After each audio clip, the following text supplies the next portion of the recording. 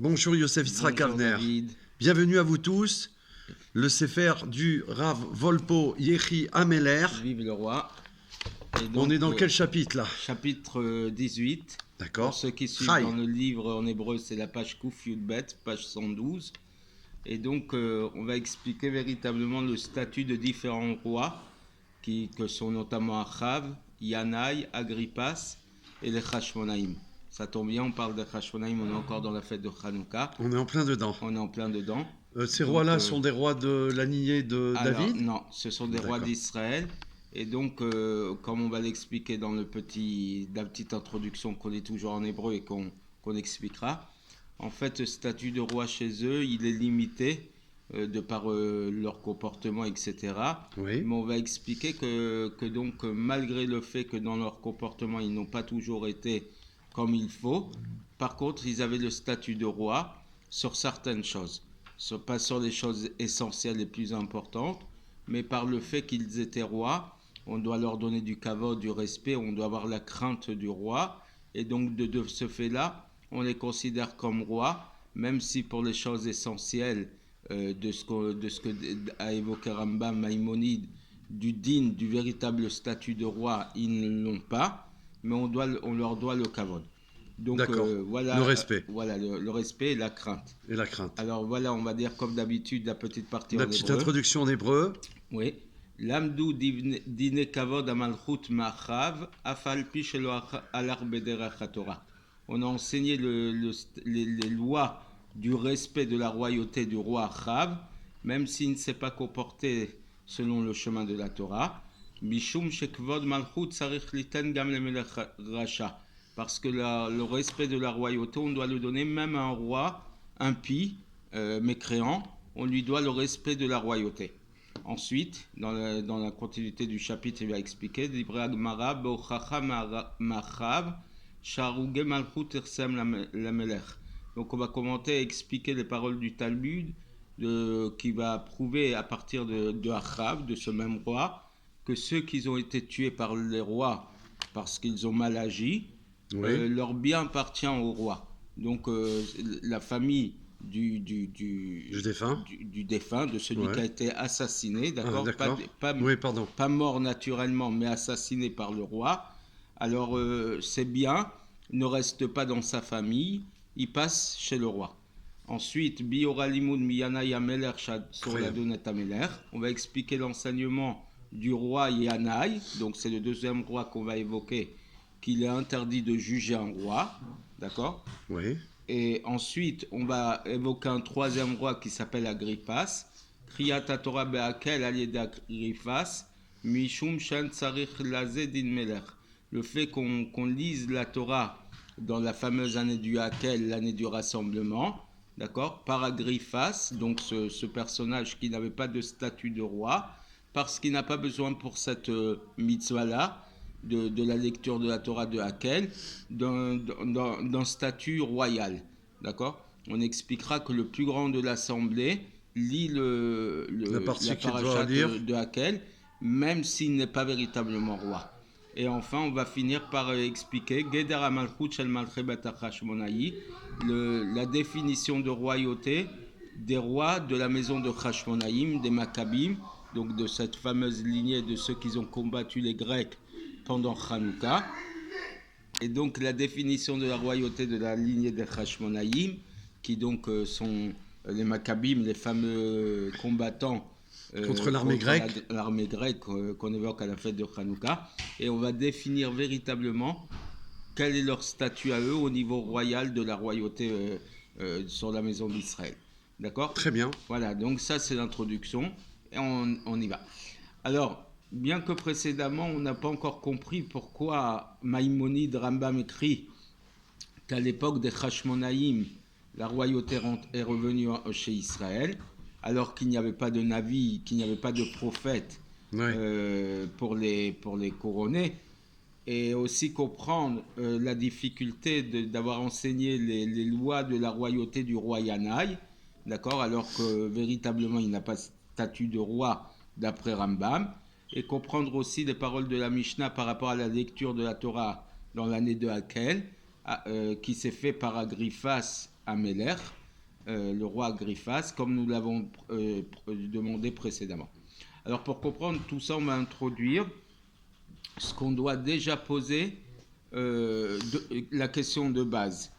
Quelle est cette question-là? Certainement que Achav, il n'avait pas le statut de roi d'après l'avis de Rambam, puisqu'il n'a pas suivi le chemin de la Torah. C'est un roi Racha, lui et sa famille Zébel. D'accord? Alors ici, je me permets de faire une petite parenthèse rapide. J'ai appris dans cette période qui est un peu difficile depuis le 7 octobre, que le roi Achav, malgré le fait qu'il n'avait pas de... qu'il était rachat, il a fait rentrer l'idolâtrie en Israël, etc. Akadosh Baruch Hu n'a pas puni à cette époque. Pourquoi? Parce que c'était une époque où il y avait une véritable achdout, une véritable unité dans le peuple d'Israël. Et quand il y a l'unité, Hachem ne punit pas, même les pires fautes. C'était une parenthèse pour ce qu'on a besoin de comprendre en l'état actuel des choses.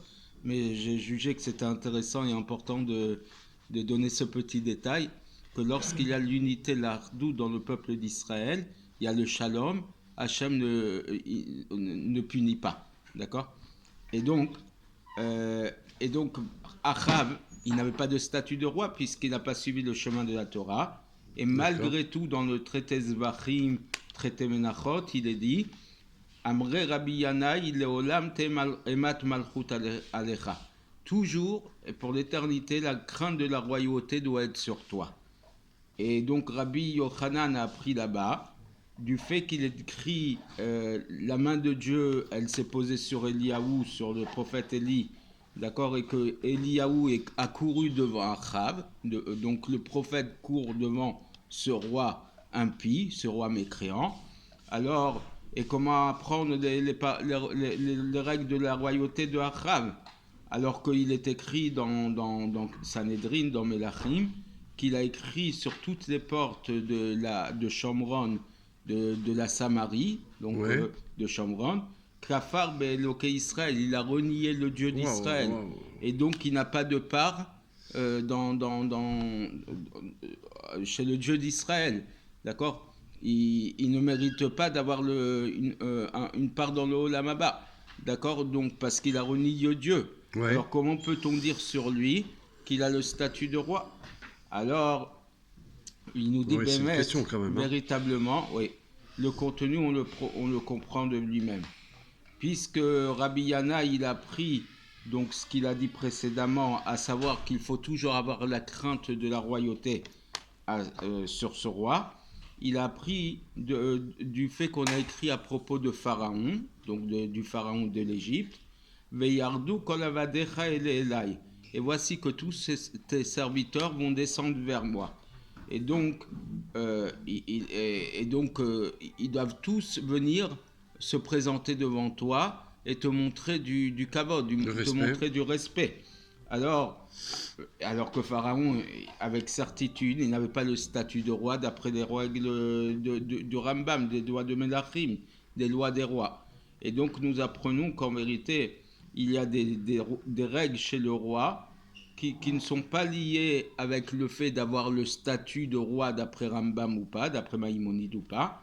Et ce soit par exemple les règles de respect et de crainte qu'on doit avoir pour ce genre de roi.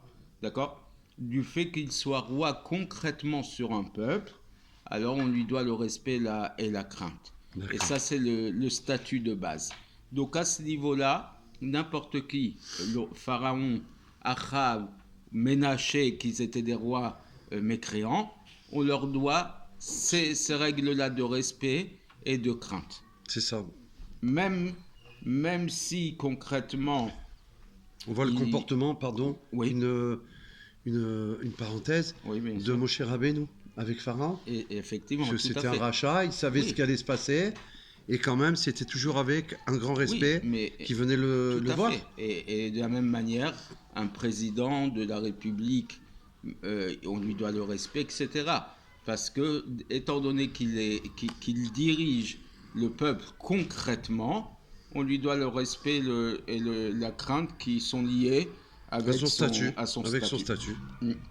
Et donc, par rapport aux règles du respect de la royauté, ce n'est pas lié avec le fait de respecter Dieu ou pas, ou alors s'il suit le chemin de la Torah ou pas, Oui. parce que ce qui concerne maintenant, c'est le fait qu'il dirige concrètement le pays. Et s'il y avait sa crainte, comme on dit dans Pirkei Avot, Ishatreu Chaim Belao, ça serait l'anarchie. Bien sûr. Et n'importe qui avalerait son prochain par son mauvais comportement. Donc on leur doit le respect du statut et la crainte du statut, de telle manière qu'on puisse diriger le pays de manière naturelle. Et donc c'est la raison pour laquelle on doit les craindre et leur donner le respect lié à la royauté. Et voir ce qu'on écrit dans certains livres, notamment Chidusha Agadot, sur ce Bachim, il écrit que le fait qu'on doit donner du kavod, du respect, même à ces rois mécréants tels qu'on les a mentionnés, parce que comme on le dit dans le Perek Aroé, que la fameuse maxime qui dit que la royauté terrestre ressemble à la royauté céleste. Et c'est-à-dire que celui qui méprise le kavod, le respect dû à des rois terrestres, c'est comme si qu'il méprise le kavod de Dieu, l'honneur, le respect divin, puisqu'eux, ils le représentent sur terre par leur statut de royauté.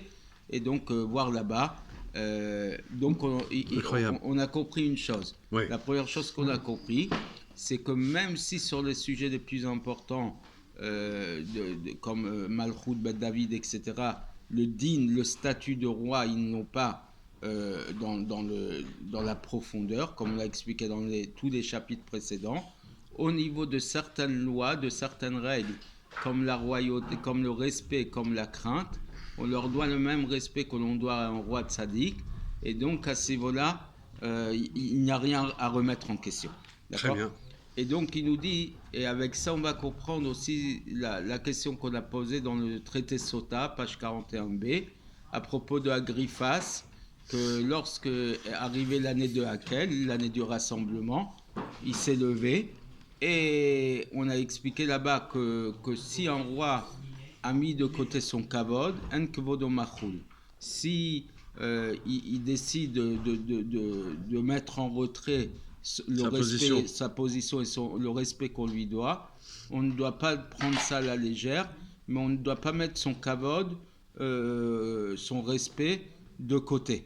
D'accord ? On ne peut pas mépriser et négliger, c'est plus le mot, du kavod d'un roi, même si lui-même, il a mis son propre kavod de côté. D'accord. Alors il dit, mais a priori, il n'avait pas le statut de roi d'après la Torah. Mais, donc comme on l'a dit, par rapport au respect de la royauté, donc que la crainte du roi soit sur toi, ce n'est pas lié avec le fait qu'il ait le statut du roi ou pas, parce que ici, ce qui est essentiel, c'est qu'il est concrètement roi.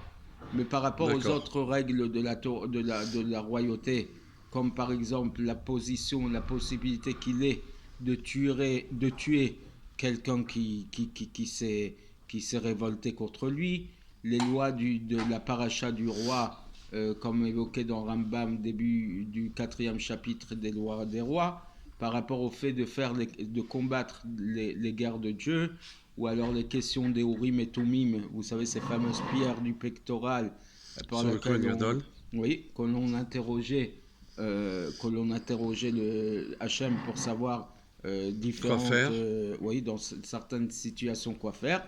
Alors là-dessus, il est clair qu'il faut qu'il ait le digne de Meller d'après la Torah, le statut de roi d'après la Torah. Mais pour ce qui est du respect de la crainte, n'importe quel roi officiel concrètement, qui dirige le pays, là on lui doit ces règles-là. Voici que dans Sanhedrin, page 48b, on a enseigné Arugé Malchut Irsean le Meler. Ceux qui ont été tués par le roi, leurs biens appartiennent au roi. Et on prouve ça du fait qu'Achav, il a été dit à propos de Achav, donc les rois, partie 1, Perek 21, chapitre 21, verset 16, Ine Bekerem Nevut, voici que dans la vigne de Navout, à Shariarad Sham l'Irshato, que là-bas, donc sa vigne, est venu en héritage chez le roi. D'accord ? D'accord. Alors, chez le roi Achav. Et donc, et a priori, encore une fois, on pose la question. Comment on prouve les règles du roi chez Achav, alors que d'après la Torah, il n'avait pas le statut de roi, comme on l'a dit précédemment. Et on voit que ce genre de questions, le Rav Chayut, dans son livre Torah Nevi'im, chapitre 4, il a posé. Et voici comment il expose la situation. Et il dit, est-ce que nous pouvons apprendre et prouver du roi Achav? Apprendre quoi? Apprendre les règles donc de l'héritage, D'accord. de la substitution, la succession d'héritage chez le roi. D'accord. Alors que c'est un rachat, c'est un mécréant, et il faisait exprès, il était moumar lachis, comme il le dit là-bas, c'était quelqu'un qui faisait exprès pour énerver Dieu de se révolter. Il y a des gens qui sont révoltés par ignorance, mais il y en a qui font exprès, qui font tout pour énerver, pour mettre en colère. Donc c'était pas un roi qui ne savait pas ce qu'il faisait. C'était clairement, il s'était positionné contre Hachem. Wow. D'accord ? Et donc comment peut-on dire, nous dit le Rav Chayut, que nous sommes obligés de le suivre et de se comporter comme lui. Alors, et que ses actions, ils doivent rester comme une loi éternelle. On doit garder, perpétrer ce qu'il a fait. D'accord ? Alors il dit, mais le sujet c'est que si nous venons avec des prophètes ou dans des hagiographes pour savoir quels sont les comportements que nos ancêtres ont adoptés et quels sont les dignes de Torah pour ces sujets-là, d'accord ? Et le fait que Achav, il a rusé pour cacher ses méfaits et de faire tout ce qu'il faut de telle manière qu'il semble que son comportement était adapté selon la Torah, d'accord ? Alors, il a fait des ruses. Oui, il a fait des ruses. Il a fait en cachette pour ne pas que tout le monde sache et pour ne pas avoir honte aux yeux de tout le peuple. Et donc, de là, on comprend, il est prouvé, que ce din, il a été approuvé et certifié par le Sanhédrin, que ceux qui ont été assassinés par le roi, leurs biens appartiennent au roi. Donc ici, on n'apporte pas une preuve de Achav, c'est seulement des juges d'Israël qui étaient à son époque, qui eux, sans aucun doute, ont jugé selon la Torah, tels qu'ils l'ont reçu dans leurs mains. Et donc, jusque-là sont les paroles du Rav Hatzadik Chayut. Et donc, il faut rajouter de toute la suite de la Gemara dans Sanhédrin. On comprend que le comportement de Achav et de sa femme Isabelle au sujet de la direction du pays, d'accord, était de telle manière qu'il va correspondre à la vie des Dayanim. Donc même si dans leur comportement personnel, ils ont été mécréants, mais ils se sont comportés par rapport aux besoins du pays, aux besoins national, selon le comportement qu'il fallait qu'ils aient. Incroyable. Ainsi qu'on explique dans la Gemara que du fait qu'Isabelle... Ça, c'est puissant. Oui. Donc, voilà, c'est clairement montré que ils sont paradoxaux, ces gens-là. Ils sont spéciaux. C'est que d'un côté, ils font contre la Torah, mais de l'autre côté, parce que sur certaines choses, ils font comme ils doivent faire, on leur donne le statut de roi. D'accord ? Oui. Et donc, là-bas, il est expliqué que Achav et Isabelle, malgré le fait que c'était des Rechaïm, c'était des mécréants, c'était dans le fait que leur mécréance était dans le fait qu'ils aient mis des idoles pour faire de l'idolâtrie. Mais si ils avaient tué ou volé, pas de manière, pas selon la loi et selon la justice, alors Israël se serait révolté contre eux, parce que on n'aurait pas pu imposer ce genre de roi sur eux s'ils n'avaient pas imposé la justice sur la terre. D'accord ? Ouais. Alors donc,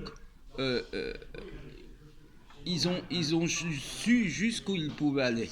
Mettre de l'idolâtrie, ça les a rendus mécréants. Mais ils n'ont pas fait ce qui est contraire à la Torah par rapport à la justice. Et c'est pour ça qu'on leur doit le kavod et qu'on les a mis, on leur a donné la royauté à ces incroyable. Oui. Les empêcher de faire Avodah Zarah, on ne pouvait pas. Parce qu'il n'y avait que 7000 personnes dans tout Israël qui ne se sont pas prosternées devant les idoles de l'époque qu'on appelait le Baal, le fameux Baal. Alors que le reste d'Israël, qui était très nombreux, qu'ils étaient majoritaires, eux, ils avaient foi en Baal, d'accord, puisque les prêtres de Baal les ont trompés et leur ont fait croire qu'ils faisaient selon ce qu'il fallait. Et c'est pour ça que Isabelle a demandé par ruse que Navout soit tué par la justice, parce que ceux qui sont assassinés par les rois, leur bien appartient au roi.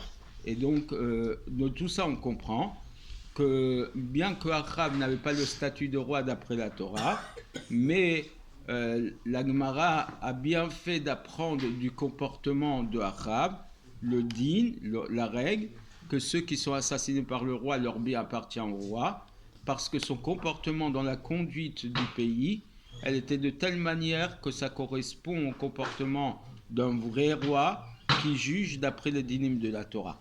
À ce niveau-là, au niveau de la justice, du vol, etc., il s'est complètement conformé aux règles de la Torah. Et s'il n'y avait pas eu le din que ceux qui ont été assassinés par le roi, leur bien appartiennent au roi, il n'aurait pas pris comme véritable héritage les biens de Navout, parce que là-dessus, il s'est conformé aux règles de la Torah. Et c'est ça qu'on apprend le din, qu'on ne juge pas les rois d'Israël. De qui on va apprendre ça? Du roi Yanaï. Parce que ce din, cette règle-là, elle dépend de la logique du fait qu'après une action qu'à cause de celle-là, ils ont jugé le roi Yanaï qui était concrètement roi, et à cause de ça est sortie une grande perdition sur le peuple d'Israël. Du fait qu'ils l'ont jugé. Du fait qu'ils l'ont jugé. D'accord ? Et donc, à partir de là, ils ont fixé qu'on ne pourra juger que les rois de la maison de David. D'accord ? Mais d'autres rois, on ne peut pas les juger parce qu'ils ont un cœur grossier et qui peuvent amener beaucoup de méchanceté, beaucoup de mal. Incroyable. Et tout ça ne dépend pas du statut du roi, mais dans la réalité que les rois d'Israël avaient un cœur, ils étaient, arrogants, d'accord ? Et c'est pour ça qu'on a pu apprendre ce din de Yanaï. Je crois qu'on va faire une petite pause et continuer poursuivre ce chapitre dans une deuxième partie pour ne pas que ça soit trop rébarbatif. À très vite. À très vite. Merci beaucoup. Merci à vous. Donc on est